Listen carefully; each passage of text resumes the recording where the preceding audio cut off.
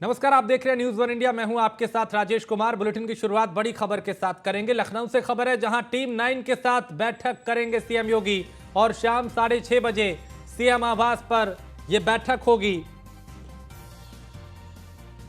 और प्रदेश में कोरोना के हालात की समीक्षा करेंगे मुख्यमंत्री। तो प्रदेश में कोरोना की स्थिति की समीक्षा करेंगे सीएम योगी। तो टीम 9 के साथ मुख्यमंत्री योगी आदित्यनाथ की बैठक है और शाम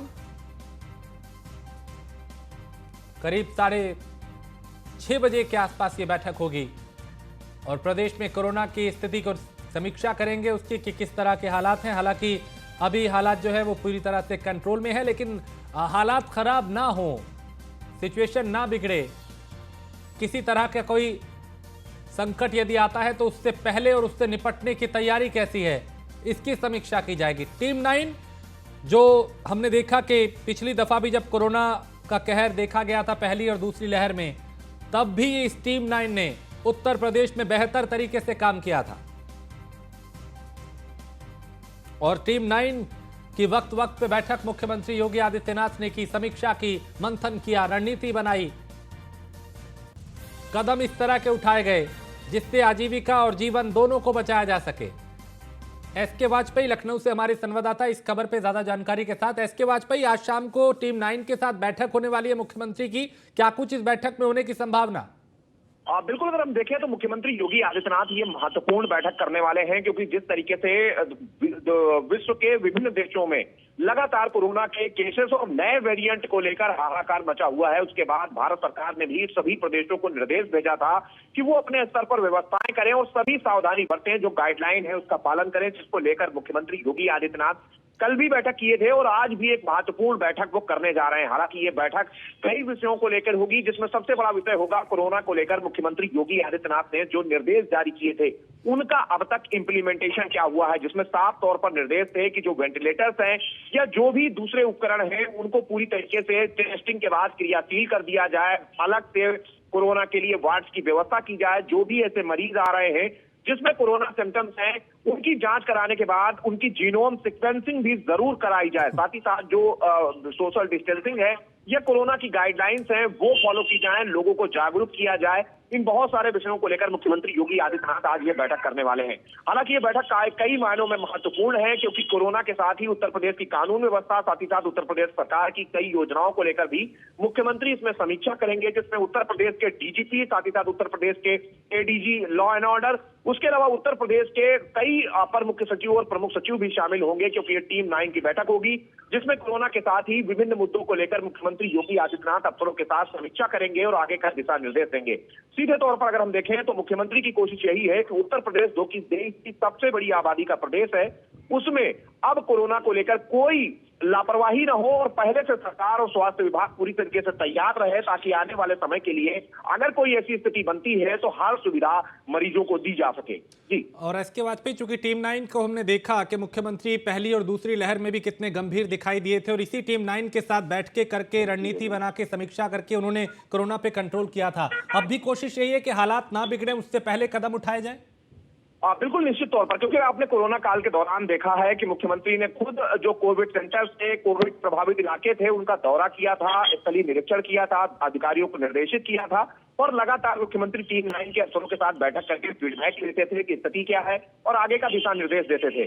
कुछ उसी तरीके से मुख्यमंत्री ने एहतियात के तौर पर फिर से इस बैठक को शुरू किया है। कल भी ये बैठक हुई थी और आज भी ये बैठक होगी, तो निश्चित तौर पर इन सारी चीजों को लेकर एहतियात के तौर पर क्या क्या सावधानियां बरती जा सकती हैं, क्या प्रिकॉशंस लिए जा सकते हैं, उनको लेकर मुख्यमंत्री अफसरों को निर्देशित करेंगे और जो कल की बैठक के निर्देश थे उनका इंप्लीमेंटेशन अब तक प्रदेश के सभी 75 जिलों में क्या हुआ है, इसको लेकर भी मुख्यमंत्री फीडबैक लेंगे। तो निश्चित तौर पर कई मायनों में महत्वपूर्ण है जब मुख्यमंत्री इन सारी चीजों को खुद देख रहे हो और कोशिश कर रहे हो कि उत्तर प्रदेश देश की सबसे बड़ी आबादी का प्रदेश होने के नाते कहीं न कहीं जिम्मेदारी ज्यादा है, क्योंकि ज्यादा आबादी उत्तर प्रदेश में निवास करती है। तो ऐसी स्थिति में उनकी सुरक्षा और साथ ही साथ कोरोना से बचाव के लिए क्या उपाय किए जा सकते हैं, उसको लेकर मुख्यमंत्री की ये बैठक कई मायनों में अहम मानी जा रही है। क्या यहाँ पे एसके वाजपेयी कुछ इस तरह के कदम भी उठाए जा सकते हैं जैसा हमने पहले देखा था कोरोना कंट्रोल के लिए, या फिर अभी हालात जो हैं वो चिंताजनक नहीं है? हालांकि हम चीन को देखें, अमेरिका को और कुछ दूसरे देशों को अगर हम देखें तो चिंताजनक हालात है वहां पे।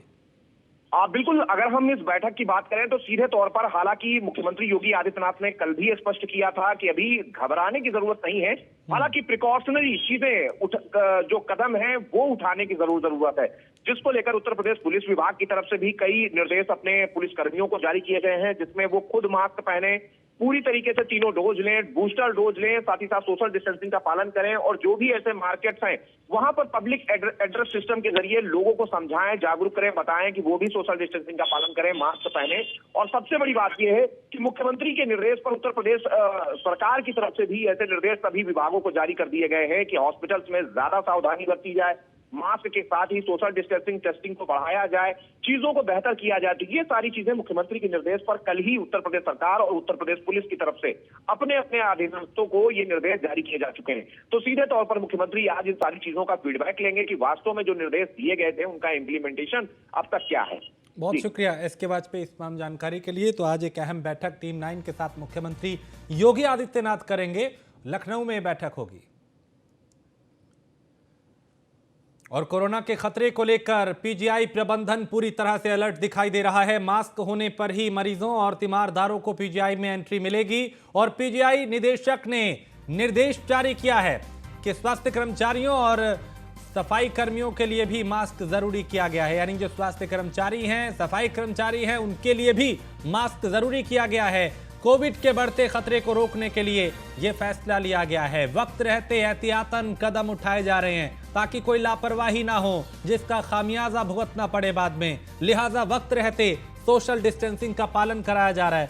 मास्क अनिवार्य अब धीरे धीरे किया जा रहा है और कोशिश यही कि कोरोना का जो संकट अभी एक बार फिर दिखाई देने लगा है उसे बढ़ने और फैलने से रोका जा सके, पहले से ही तैयारी की जा सके। तो पीजीआई निदेशक ने एक निर्देश दिया जिसमें मास्क को अनिवार्य किया गया है।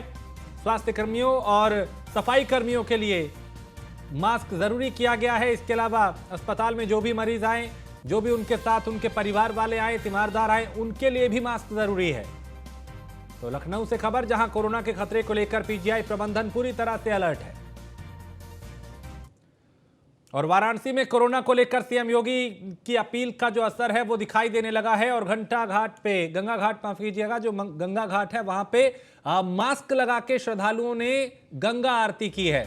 पुरोहित ने भी यहां पे प्रोटोकॉल का पालन किया है और मुख्यमंत्री ने सार्वजनिक जगहों पे मास्क लगाने की अपील की थी और उस अपील का असर गंगा घाटों पर भी देखा जाने लगा है। जो श्रद्धालु हैं, जो पुरोहित हैं, वो भी यहां मास्क लगाए हुए नजर आए और एक संदेश देने की कोशिश की कि उपाय ही बचाव है, लापरवाही ना बरतें।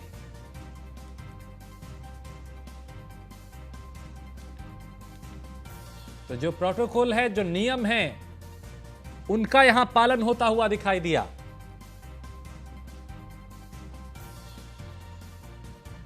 तो कोरोना को लेकर सीएम योगी की जो अपील है उसका असर वाराणसी में भी दिखाई दिया।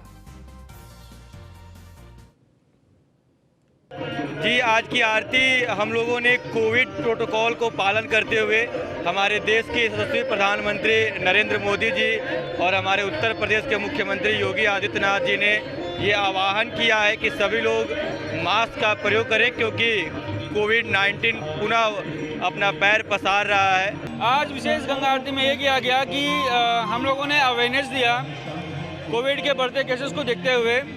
तो सरकार ने भी अपील की है कि अवेयरनेस होनी चाहिए पब्लिक में, क्योंकि यहाँ पे बहुत भारी भरकम भीड़ आती है।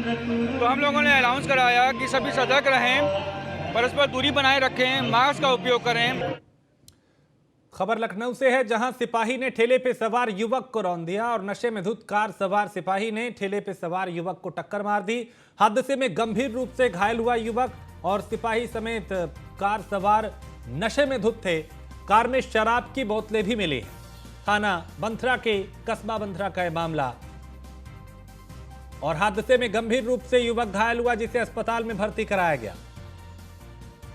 तो सिपाही समेत कार सवार जितने लोग थे वो नशे में थे। गाड़ी से शराब की बोतलें भी बरामद हुई।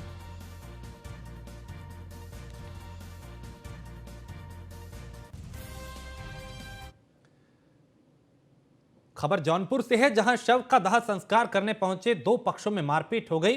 संस्कार के दौरान दोनों पक्षों में किसी बात को लेकर कहासुनी हुई और ये विवाद जो था वो मारपीट में तब्दील हो गया। दोनों पक्षों के कई लोग इस मारपीट में घायल हुए। सोशल मीडिया पर यह वीडियो भी वायरल हो रहा है।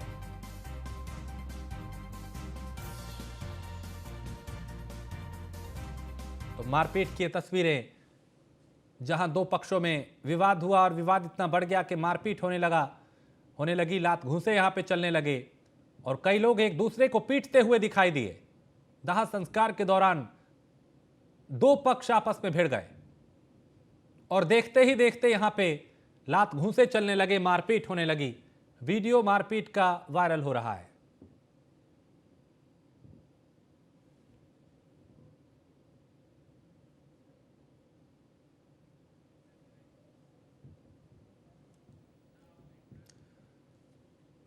खबर बुलंदशहर से है, जहां कोरोना के नए वेरिएंट से लड़ने के लिए जिले में तमाम तैयारियां की गई हैं और बुलंदशहर के सभी 15 अस्पतालों में ऑक्सीजन प्लांट की व्यवस्था की गई है। L1 और यानी एक L1 और 4 L2 श्रेणी के कोविड अस्पताल तैयार किए गए हैं। कोरोना केस मिलने पर जीनोम टेस्टिंग के लिए निर्धारित लैब भेजे जाने की व्यवस्था की गई है। सीएमओ डॉक्टर विनय सिंह ने अपील की है कि कोरोना गाइडलाइन का पालन करें, सोशल डिस्टेंसिंग का पालन करें, मास्क लगाएं, हाथों को धोएं। इस तरह की अपील की गई है ताकि कोरोना जो अभी फिलहाल दुनिया के कई देशों में एक बार फिर डराने लगा है, भारत में उत्तर प्रदेश में बुलंदशहर में उसको लेकर सतर्कता बरती जाए।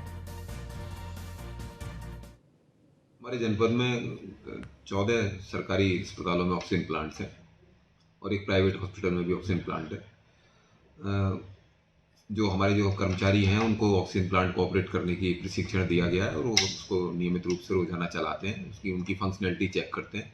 सभी ऑक्सीजन प्लांट्स पे जनरेटर की भी व्यवस्था है कि अगर किसी वजह से बिजली की आपूर्ति नहीं होती है तो जनरेटर के द्वारा हम उनको चला सकते हैं। कोरोना के लिए हमने 5 डेडिकेटेड अस्पताल बना रखे हैं, जिनमें से कि एक L2 श्रेणी का है और 4 अस्पताल L1 प्लस श्रेणी के हैं, जिसमें कि पर्याप्त मात्रा में हमारे पास बेड उपलब्ध है। किसी भी परिस्थिति को के लिए भी हम तैयार हैं। बाकी जिस तरह से पहले हमने कोरोना में अपना काम किया था, टेस्टिंग और ट्रैक करके उनको और ट्रीट करके, और साथ ही वैक्सीनेशन के साथ साथ हम बाकी प्रिकॉशंस के लिए हम पूरी जनता से अपील करेंगे। और हत्या के मामले में जेल में बंद समाजवादी पार्टी के नेता के ढाबे को गिराए जाने और सपा नेता के उत्पीड़न मामले की जांच के लिए सपा का एक प्रतिनिधिमंडल रायबरेली पहुंचा और सपा के 6 विधायक और रायबरेली सदर से विधानसभा प्रत्याशी और जिला अध्यक्ष भी इसमें शामिल थे। रायबरेली में प्रतिनिधिमंडल ने पीड़ित परिवार से मुलाकात की। इस दौरान उन्होंने परिवार से मुलाकात करते समय मीडिया से दूरी बनाए रखी और यहां पे सपा विधायक पंकज मलिक ने सरकार पर निशाना साधा। मामले की जांच की रिपोर्ट सपा अध्यक्ष अखिलेश यादव को देने और मामले को सदन में उठाए जाने की बात कही। हम लोग यहाँ आए हैं, जानकारी मिली थी कि जिस तरह सुरेश यादव जी का सोमू ढाबा संवैधानिक नियमों को तोड़ते हुए इन्होंने ढाने का काम किया, पूरी जानकारी उस परिवार को थी नहीं, मौका मिल नहीं पाया। तो आज हम लोगों ने आकर के अभी आप लोगों से प्रेस वार्ता की है। अभी हम लोग स्थल पे जाएंगे, परिवार से मिलेंगे और अधिकारियों से भी वार्ता करेंगे, पूरी जानकारी लेकर के अपने पार्टी के राष्ट्रीय नेता, राष्ट्रीय अध्यक्ष आदरणीय अखिलेश यादव जी को देंगे। नेता है, उन्होंने देखा है, वो अपने आप निर्णय लेंगे, वो वरिष्ठ नेता हैं हमारी पार्टी के। नोएडा पुलिस कमिश्नर लक्ष्मी सिंह ने अपर पुलिस आयुक्त के साथ सेक्टर 39 का निरीक्षण किया और आगामी त्योहार को लेकर यहां पे संबंधित अधिकारियों को जरूरी दिशा निर्देश भी दिए। भीड़ वाले इलाकों और मॉल्स में विशेष सतर्कता बरतने की बात उन्होंने की, सावधानी बरतने के निर्देश दिए। इसके अलावा उन्होंने थाना कार्यालय, कंप्यूटर कक्ष, साइबर हेल्प डेस्क, डाक कार्यालय आदि में तमाम व्यवस्थाओं का जायजा लिया। थाना प्रभारी को सभी शिकायतों पर फौरन कार्रवाई करने और उनका समाधान करने के भी निर्देश दिए गए।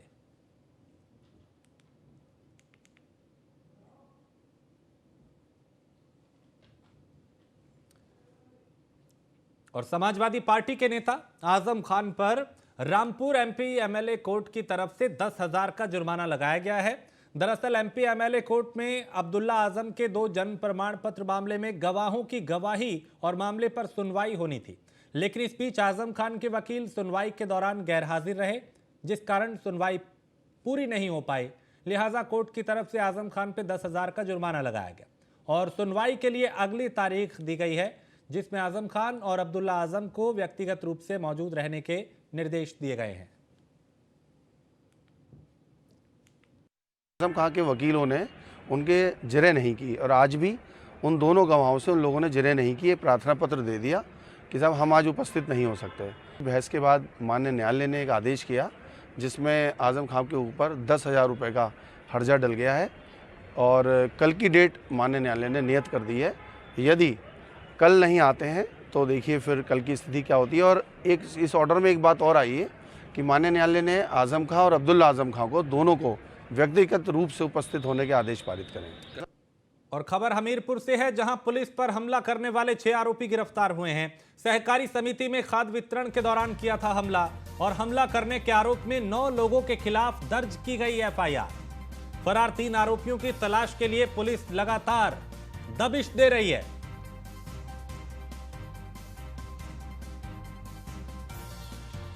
तो फरार 3 आरोपियों की तलाश के लिए पुलिस जगह जगह दबिश दे रही है। हमीरपुर से खबर, जहां पुलिस पर हमला करने वाले 6 आरोपी गिरफ्तार हुए हैं। सहकारी समिति में खाद वितरण के दौरान पुलिस पर हमला किया गया था और हमला करने के आरोप में 9 लोगों के खिलाफ एफआईआर दर्ज की गई थी। 6 की गिरफ्तारी हुई है, 3 की तलाश जारी। खबर गोंडा से है, जहां ग्राम विकास के कार्यों में घोटाले का मामला है और पूर्व ग्राम प्रधान ने अपने कार्यकाल में शौचालय के पैसे का गबन किया था। ग्रामीणों की शिकायत के बाद यहां पे अब कदम उठाए जा रहे हैं और काम कराने के लिए नहीं ली गई अधिकारियों की मंजूरी। मामला सामने आने पे जांच की गई। मनकापुर विकासखंड के कैमी गांव का यह मामला है।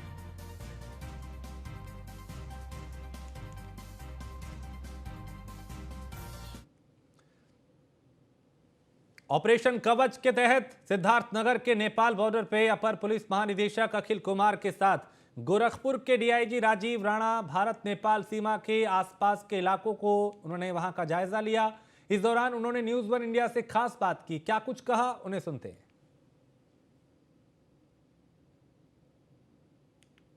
हमारे साथ बात करने के लिए मौजूद है एसएसबी गोरखपुर के डीआईजी राजीव राणा जी। आज इन्होंने सिद्धार्थनगर जिले के कपिलवस्तु के बॉर्डर का निरीक्षण किया। हम इनसे बात करेंगे और जानने का ये प्रयास करेंगे कि क्या कमियां मिली और उन्होंने क्या दिशा निर्देश दिए। आज आपने सिद्धार्थनगर के बॉर्डरों का निरीक्षण किया, सर क्या कमियां मिली, क्या दिशा निर्देश दिए? कमी तो मैं एग्जैक्टली नहीं बोलूँगा, क्योंकि हमारे लोग जितनी भी कमी है उसको पूरा करने में लगे हुए हैं, ताकि यहाँ कोई कमी का मतलब है यहाँ से कोई ना कोई निकलेगा जो हम नहीं चाहते हैं। इसीलिए हमारे वीर जवान, हमारे एसओस ऑफिसर्स सभी इस बॉर्डर में लगे हुए। और हमारे तरफ से दिशा निर्देश ये है कि ड्यूटी तो हमें करना ही है, सख्ती हमें बरतना पड़ेगा, लेकिन इनको ये हमने डायरेक्ट किया है कि जो भाषा हम हमारे अपने लोगों के साथ या नेपाल से आने वाले जो वहाँ के नागरिक के साथ में बहुत ही पोलाइट भाषा का इस्तेमाल करें, ताकि चेकिंग के दौरान, फ्रिस्किंग के दौरान, किसी भी इस सर्चिंग के दौरान में उनको कोई दिल में ठोस ना लगे। तस्करी एक बड़ा मुद्दा है सर, जाहिर है बॉर्डर क्षेत्रों पे ही तस्करी सबसे अधिक होते हैं, चाहे वो मादक पदार्थ हो या मानव तस्करी हो। तो सर उसकी रोकथाम के लिए एसएसबी क्या पहल कर रही है? हमारे जो जवान हैं हर एक दिन पेट्रोलिंग के लिए जाते हैं, border pillar to border pillar dominate करते हैं, अंदर डेप्थ एरियाज़ में जाते हैं, वहाँ पर नाका लगाते हैं। इसके अतिरिक्त यहाँ पर भी आप देखे होंगे बहुत सारे जवान हैं जो पोटेंशियल कोई भी अगर इस तरह के गड़बड़ करने वाले आदमी है, स्मगलर है, तस्कर है, उसको देखते हैं, प्रोफाइलिंग करते हैं। सभी को तो हम चेक नहीं कर सकते इतनी भीड़ में, लेकिन हम कोशिश करते हैं कि अगर इस तरह का संदिग्ध कोई आदमी आ रहा हो उनको स्पेसिफिकली चेक करें। बिल्कुल, ये थे एसएसबी के डीआईजी राजीव राणा, जिन्होंने बताया एसएसबी बॉर्डरों पर पूरी तरह से सतर्क है, हर आने जाने वालों पर पैनी नज़र रख रही है और बिना चेक करे उनको, चाहे वो भारत से नेपाल या नेपाल से भारत जाने वाले, बिना जांच पड़ताल करें उनको यहाँ से वहाँ जाने की अनुमति नहीं दी जा रही है। Saddam Khan, news 1 India, Siddharthnagar. और खबर रायबरेली से है, जहां बेटी के जन्म पे पिता का क्रूर चेहरा सामने आया और 5वां बच्चा भी लड़की होने पे शर्मनाक हरकत उसने की। पिता ने नवजात बच्ची पर को थप्पड़ मारे, विरोध करने पर तीमारदारों से झगड़ा किया। लालगंज तहसील क्षेत्र के गंगापुर का यह मामला।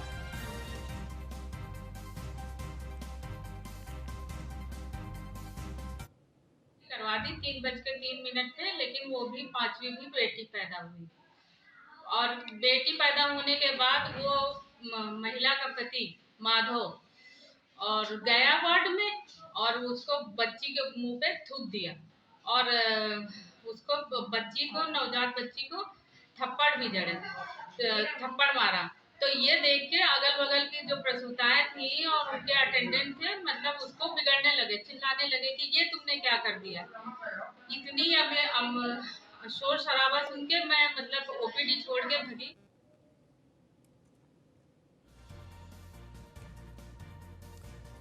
तो बेटी के जन्म पे पिता ने ही यहां पे ओछी हरकत की और नवजात बच्ची पर थूका, उसे थप्पड़ मारे। विरोध करने पर तीमारदारों से झगड़ा किया। असद हमारे संवाददाता इस खबर पे ज्यादा जानकारी के साथ। असद, बेहद ही ये शर्मिंदा करने वाली बात है कि एक पिता बेटी होने पे इस तरह की हरकत उसने की। बिल्कुल, देखिए ये बहुत शर्मसार एक कर देने वाला मामला सामने आया है लालगंज सीएससी से, जहां आज लड़कियां लड़कों से एक कदम आगे चल रही हैं हर क्षेत्र में, चाहे वो खेल का हो, चाहे पढ़ाई का हो, चाहे और भी कोई भी क्षेत्र हो।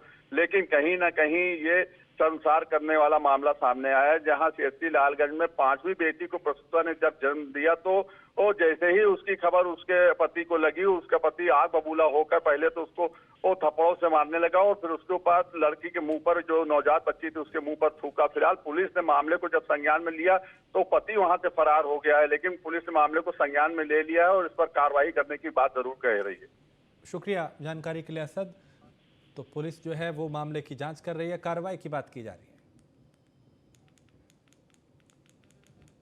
और खबर ग्रेटर नोएडा से है, जहां पिछले कई दिनों में कई ऐसी वारदातें हुई जिसने पुलिस के लिए कई तरह की जो सवाल थे वो खड़े किए। लेकिन यहां पे शातिर वाहन चोर गैंग का पुलिस ने अब खुलासा किया है, क्योंकि कई चोरियां भी हो रही थी और गैंग के 4 शातिर चोरों को पुलिस ने गिरफ्तार किया है। तो चौकी की चोरी की यानी जो 17 बाइक हैं, एक स्कूटी और 17 मोटरसाइकिल इन चोरों के पास से बरामद की गई। मास्टर चाबी से करते थे वाहनों की चोरी। तो सुनसान जगह और पार्किंग पे ये चोरी के वाहन रखते थे। 4 चोर पुलिस के हत्थे लगे हैं। इनके पास से करीब 18 दोपहिया वाहन बरामद किए गए, 17 मोटरसाइकिल, एक स्कूटी और एक बड़ी कामयाबी पुलिस के लिए, चूंकि पिछले कई दिनों में कई चोरी की वारदातें हुई जिसने पुलिस के लिए, पुलिस की कार्यप्रणाली पर सवाल उठाए थे। चोरों के हौसले यहां बुलंद थे और आए दिन चोरी की वारदातें हो रही थी। ग्रेटर नोएडा रीजन में एक ऑटो लिफ्टर गैंग एक्टिव था, जिसने विगत कुछ महीनों में कुछ चोरी की घटनाएं कारित करी थी 2 व्हीलर्स की।